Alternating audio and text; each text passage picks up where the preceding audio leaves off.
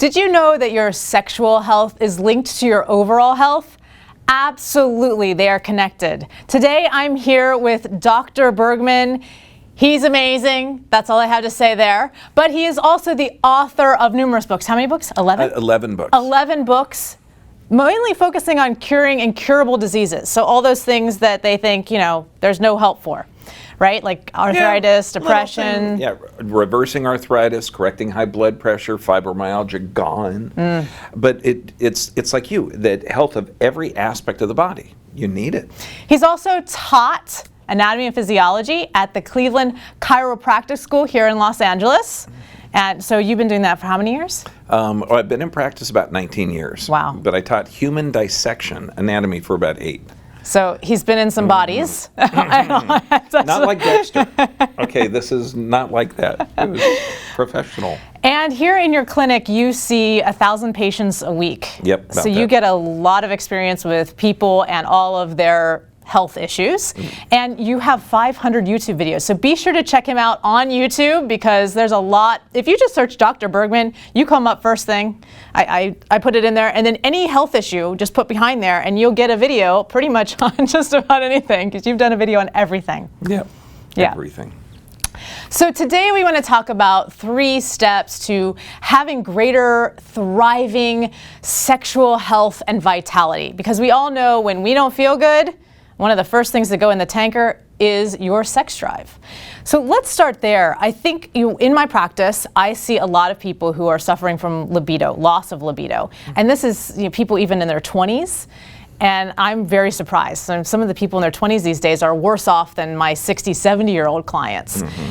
What's going on with our hormones? And I think that that's probably our number one step is having optimal, thriving hormonal balance and longevity in our bodies. Absolutely. And we get that all the time. And when I first get a guy in here who's in their 20s and they say, yes, well, I have ED. And it's like, oh my gosh, you're 20 years old. Right. There's something going on with our society. And when you look at it, where it's not just the hormone production, it's the stress level. Because the body's functioning correctly, but it's under so much stress that it can't allow for normal relations or normal physiology. And that's the main cause. There's physical, chemical, or emotional stressors. And this is what I'm seeing in my practice universally. The trick is the body responds the same way to all 3. So do we have chemical stressors through the food, the packaging, the vaccinations, the medications? Bam. That'll knock it out. Then you have the emotional stressors, okay, of society norms or business or relationships. Then you have the physical stress of driving or office work or trauma that you may have had in the past. All of these can negatively affect your body's ability to get in to that passionate, romantic, loving state. That you're in that fight or flight state. You're in the state for survival mode, and it doesn't allow you to produce the hormones that you need for that passion, for that love, for that joy. What's one step they could do if their feeling chemical is their number one issue? This is going to sound weird. Breathing. Breathing, deep breathing is one of the best things. I know. It's hard to deep breathe and say, I'm really stressed. But breathing is going to be vital. Also, more water is going to be vital because both of those have a calming effect. But you've got to find the stressors. So we have to find out what our chemical stressors are, and you're suggesting breath and more water as something that can really, really help people. And you guys know me, I have a breath technique for that. So there's always a breath that can really help regulate the body. So let's go into the physical stressors. So I see things physically manifesting like erectile dysfunction, and erectile dysfunction isn't just men. Women get it as well. I mean, the clitoris is like a small version of the penis, and so we have an inability to get a clit erection. So just talking about that, and what are some of the physical issues that you see and a step that we could take towards more vitality in the physical realm? What's neat is we always call it point and shoot, or arousal and ejaculation. There's 2 nervous systems. Sympathetic, which is the fight or flight, but it's also responsible for ejaculation. and the parasympathetic, which is responsible for the arousal or the pointing, and the arousal in the woman or the erection in the man. Now, those two nervous systems, they actually have physical locations on the body.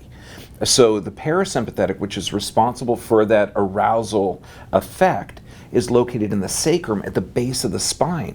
So imagine if someone had, say, a horseback riding injury or a sea-doo riding injury, or they have a sedentary lifestyle or an office job. Yeah, we sit for 13 hours a day like this.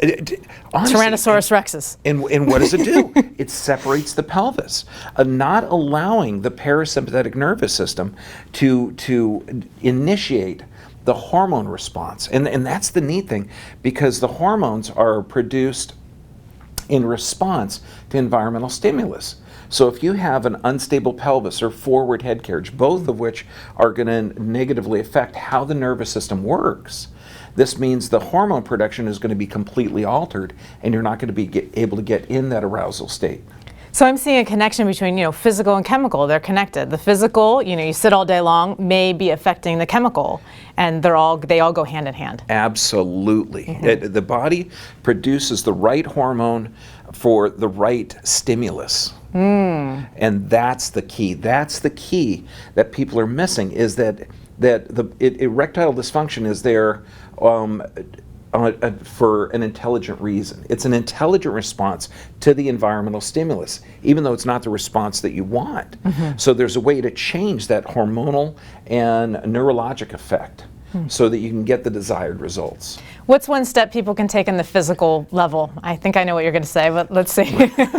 Well, one of the things, they have to get their nervous system checked, okay?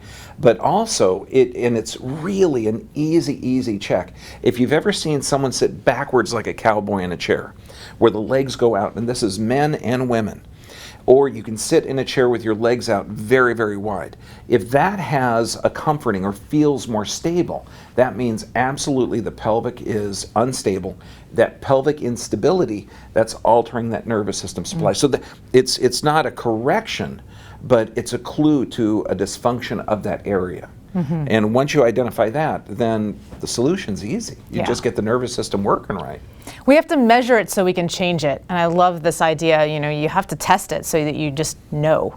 I thought for sure you were going to say, stop sitting on your butt and get out and walk. Well, ask your doctor if walking is right for you. You pretty much, movement is like not just essential, but a lot of people, they can't. And this is one of the things I'll do in my practice. If someone has, say, long-term gut dysfunction, serotonin is one of the feel-good hormones. You need healthy serotonin levels. 90% of it's produced in the gut.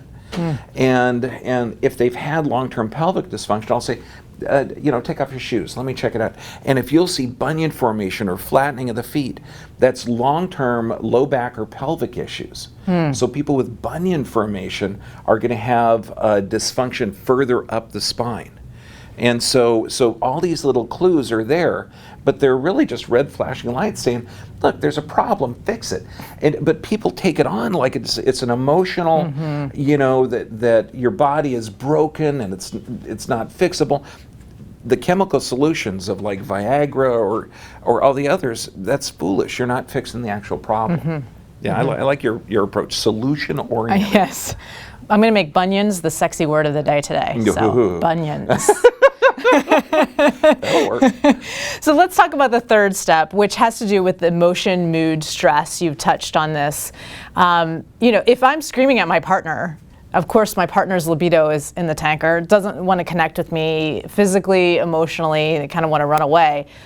So if people are in that fight or flight, dominance, not the parasympathetic, that is not a healthy place for us to be all the time. Of course, you talk about if there's a tiger, we want to be there. So talk a little bit about how the work you do helps with the mood regulation, because I think we don't think about the connection between the two of those. It's so neat. You've got your body producing hormones given the stimulus. There's a little area in the brain called the hypothalamus.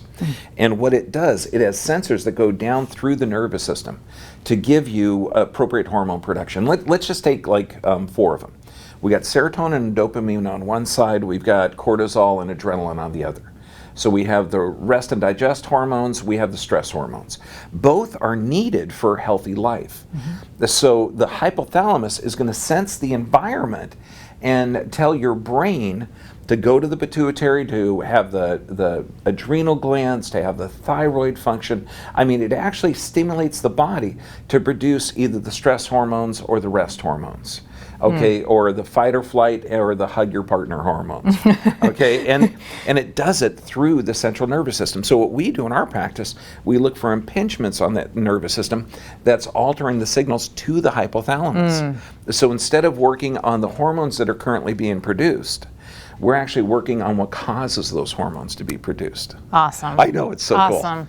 So one of the things too I get in my practice are people who can't get out of their head and actually feel things in their body. Their monkey mind is going like crazy. So do you have a step besides, of course we want to come and check out and make sure, and so we can get our hypothalamus in an optimal state based on your work, but what's another step that people could do just to kind of help calm that monkey? I know you all have experienced that, the monkey mind. It's totally cool. What you're describing, and it's reprogramming your brain. The way the neurons are wired, or the neurons in your brain are wired, is how they fire. And you can actually change that programming or change that wiring through changes in perception. And there's a couple of different methods, but once you realize that your brain is programmable, like let's say that your brain is, let's say your cat was injured by a fire engine. Every time you hear a fire engine, you have this emotional response, that emotional tag to it. Well, there's methods to rewire that brain. A couple of them, emotional freedom technique is good, eye movement desensitization response, certain meditation techniques. There's a number of different techniques to still have that memory, but you remove the emotional charge or that emotional trigger. Same thing with your partner. When she just didn't take the trash out, okay, and you asked her, okay, or there's something not done and you have that trigger. So there's a way to rewire that perception, your perception, to change that emotional assault that your body's going to be under. It's literally waves of emotion that your body's going to be bathed in, and you have the power to choose which emotions you're going to be bathed in. It's so cool because you have the power to change your mind, your perception. Awesome. Well, we have something really exciting coming up. We're going to go on a cruise, and we want all of you to come along with us. So where are we going? Oh my gosh, Western Caribbean. Okay, we're going to leave out of Fort Lauderdale. We're going to hit Cozumel, Mexico. We're going to hit Jamaica. We're going to hit Labadee, Haiti. We're going to hit the Grand Caymans. I mean, all of this. In the deep blue waters of the Caribbean, imagine swimming in them, sailing in them. And we're taking this massive cruise ship that is decked out for activities for the kids, pools, everything. And we're teaching at sea. We're going to talk about how to restore, renew, and regenerate your body to prevent disease, to reverse disease, and to regain your health, which is vital. So we get to live and learn how to live. Because if you are sexually vital and your overall health is vital, you become sexually vital. So we want to get you to a place of optimal health. And part of that is coming along, spending, how many days are we going to be on this thing? 7 days. 7 days in the Caribbean, romantic, and it's right after Valentine's Day. What are the dates? The 21st through the 28th. 21st to the 28th, so, do a post-Valentine's Day celebration together. I could see that happening and being very yummy and romantic. Swimming with sea turtles, awesomeness there. And these 3 steps, to sexual health and vitality that we talked about, getting the chemical under wraps, getting your physical under wraps, and getting your emotional states in a great place. And those 3 are all connected. So this is an opportunity to really come and learn, not just, we've given you a couple little tips here today, but to really dive in and get to a place where you understand this information and you can utilize this information as a lifestyle, part of your life. Because I know that you want to live longer, look younger, so that you can have more intimacy and be a happier person overall in your life. Yeah? Yes. You're going to love it. Awesome. So join us, and can people go to a website, or is there... Yep, we're going to have information on this video that they can go to, or they can go to owners. Links below. Guide. Click on there, and we'll see you in the Caribbean, man. All right. See you there. Until next time, fill your life with pleasure.